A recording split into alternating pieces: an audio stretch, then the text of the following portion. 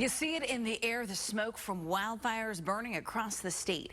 This weekend, the Raphael fire is putting a layer of smoke out across Cordes Junction and Mayer, Prescott Valley, Prescott, and Chino Valley.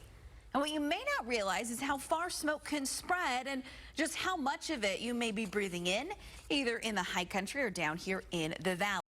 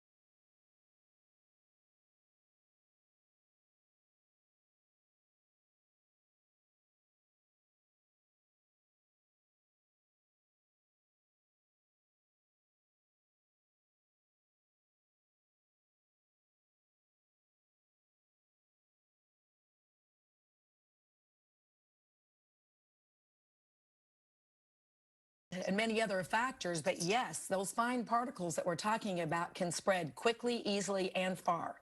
And so let's talk a little bit about how people can protect themselves if maybe they have some of those symptoms and they're in an area where it is smoky out. What can people do to feel better?